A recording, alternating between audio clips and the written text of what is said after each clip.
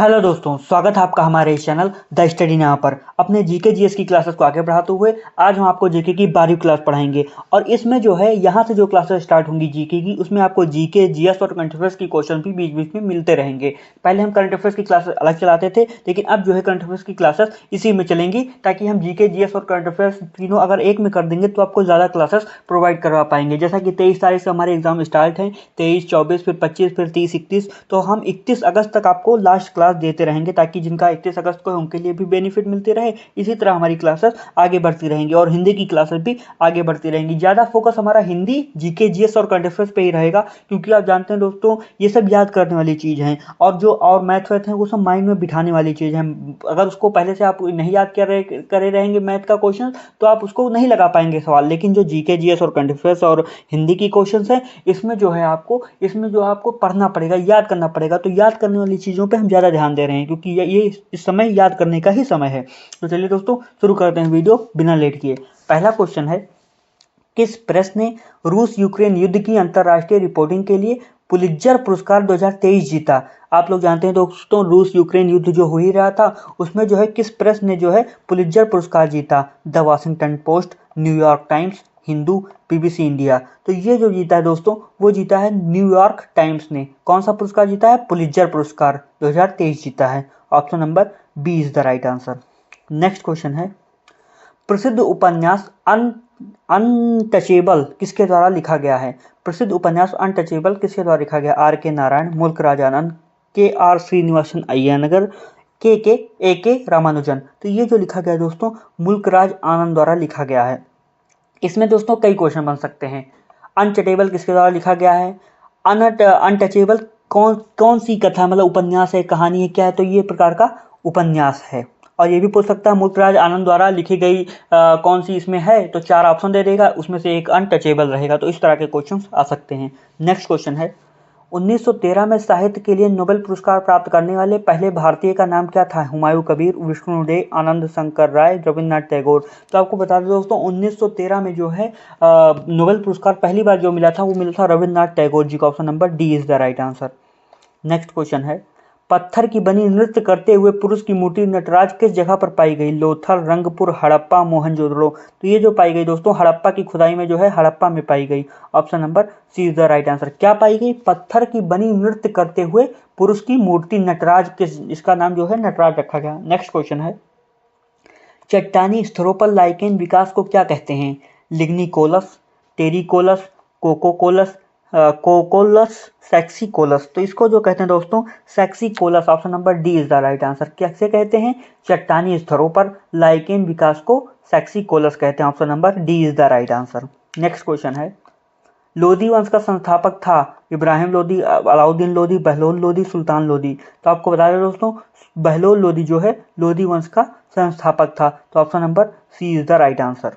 Next question है, सीमा सड़क संगठन ने किस भारत का प्रथम गांव बनाया है? किसे भारत का प्रथम गांव बनाया है? कोकरा कर्नाटक, अल्मोड़ा उत्तराखंड, माड़ा उत्तराखंड, खोनोमा नागालैंड। तो ये जो बना है दोस्तों माड़ा, आप लोग बहुत सारे रील में भी देखे होंगे, इसको लिखा गया है माड़ा गांव भारत का प्रथम गांव। पहले इसी का नाम भारत का अंतिम गांव कहा जाता था, लेकिन सीमा सड़क संगठन ने इसे जो है भारत का प्रथम गांव बनाया है। Option number C is the right answer. Next question है, भारत के संविधान के मूल कर्तव्यों को संविधान के उल्लेखित नागरिक कर्तव्यों से उधार लिया गया। मतलब पूछा गया है मूल कर्तव्यों को किस देश से उधार लिया गया है? UK, USR, USA, Canada. तो ये जो लिया गया है दोस्तों, वो लिया गया है यूएसएसआर से। Option number B is the right answer. इससे उधार लिया गया। Option number B. क्या लिया गया है? मूल कर्तव्यों को।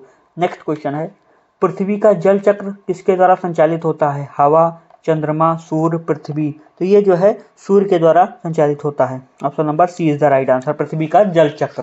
नेक्स्ट क्वेश्चन है, अगस्त 2022 तक प्राप्त जानकारी के अनुसार भारतीय संविधान के किस अनुच्छेद में कहा गया है कि 14 वर्ष से कम आयु की किसी भी बच्चे को किसी भी कारखाने या खदान में काम करने के लिए नियोजित नहीं किया जाएगा या किसी खतरनाक रोजगार में शामिल नहीं किया जाएगा? अब ये पूछा गया किस अनुच्छेद में शामिल? अनुच्छेद 19, अनुच्छेद 27, अनुच्छेद 32, अनुच्छेद 24। तो ये जो है दोस्तों, ये शामिल है अनुच्छेद 24 में।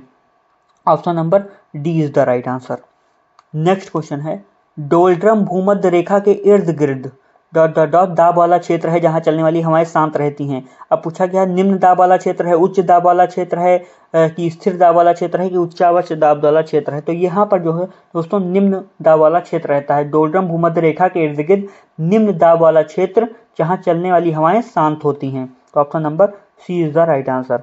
नेक्स्ट क्वेश्चन है, वह व्यक्ति जो एक साझेदारी फर्म को केवल अपना नाम देता है उसे क्या कहते हैं?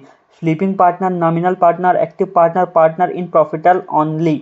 इसे जो कहते हैं दोस्तों वो कहते हैं nominal partner. Option number B is the right answer. Next question है, फिल्म फेयर अवार्ड 2023 में किसे सर्वश्रेष्ठ अभिनेता का पुरस्कार मिला है? अक्षय कुमार, राजकुमार राव, रणवीर सिंह, अनिल कपूर। तो ये जो मिला है दोस्तों फिल्म फेयर अवार्ड 2023 में जो है राजकुमार राव को जो है मिला। Option number B is the right answer, सर्वश्रेष्ठ अभिनेता का अवार्ड। नेक्स्ट क्वेश्चन है, मरकरी और सोडियम स्ट्रीट लैंप किसके कारण रोशनी देती हैं?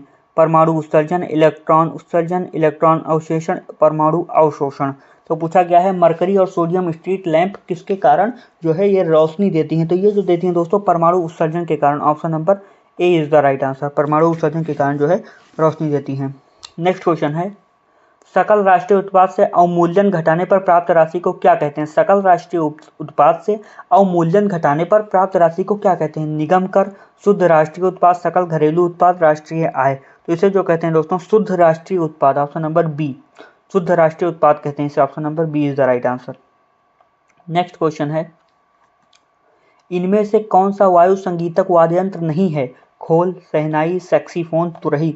पूछा गया वायु संगीतक वाद्य यंत्र नहीं है पूछा गया, तो ये है दोस्तों खोल। Option number A is the right answer. शहनाई भी है, वायु संगीतक वाद्य यंत्र है, सैक्सोफोन भी है, तुरही भी है, लेकिन जो है खोल जो है इसके अंतर्गत नहीं आता है। नेक्स्ट क्वेश्चन है, भारत में अंग्रेजों द्वारा निर्मित पहला किला कौन सा था?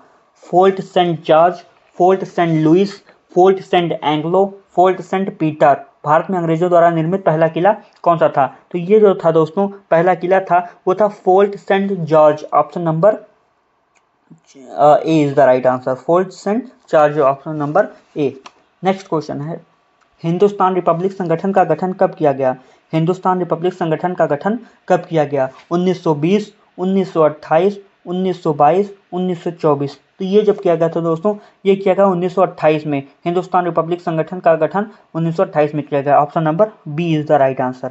नेक्स्ट क्वेश्चन है, जिला और सत्र न्यायाधीश के सीधे नियंत्रण के अधीन कार्य करते हैं। जिला और सत्र न्यायाधीश किसके सीधे नियंत्रण में कार्य करते हैं यही पूछा गया है। राज्य के राज्यपाल, राज्य के उच्च न्यायालय, जिलाधिकारी, राज्य के कानून मंत्री। तो आपको बता दें दोस्तों जिला एवं सत्र न्यायालय के जो न्यायाधीश होते हैं वो जो हैं सीधे उच्च न्यायालय के अधीन होते हैं, नियंत्रण में काम करते हैं। Option number B is the right answer. Next question है, लोहे की रेलों के टूटे हुए टुकड़ों और मशीनों की वेल्डिंग के लिए निम्न में से किसका प्रयोग किया जाता है? Aluminium sulphate, solder, aluminium powder, इनमें से कोई नहीं।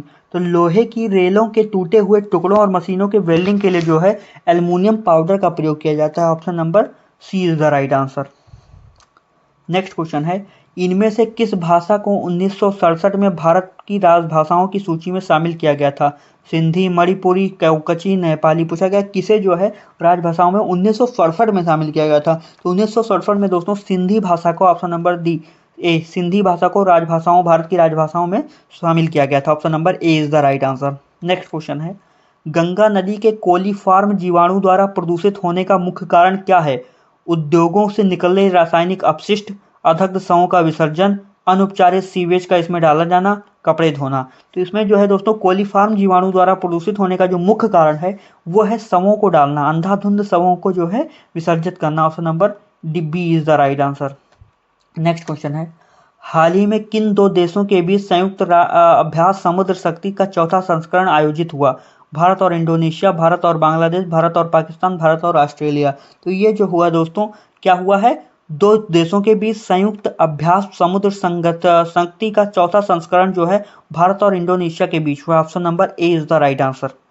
नेक्स्ट क्वेश्चन है, भारत में धूसर क्रांति का संबंध किस निम्न में से किससे है? भारत में धूसर क्रांति का संबंध निम्न में से किससे है? कोयला उत्पादन से, सरसों उत्पादन से, कच्चा तेल उत्पादन से, उर्वरक उत्पादन से। तो धूसर क्रांति का जो संबंध है दोस्तों वो है उर्वरक उत्पादन से। Option number D is the right answer, उर्वरक उत्पादन से। नेक्स्ट और आखिरी क्वेश्चन है, यूपी में किस क्षेत्र के बुनकर किसी भी डिजाइन के कालीन बनने की बहुमुखी प्रतिभा के लिए प्रसिद्ध हैं? विशेष रूप से प्राचीन फारसी बुनाई के लिए उनकी हमेशा बड़ी मांग रहती है।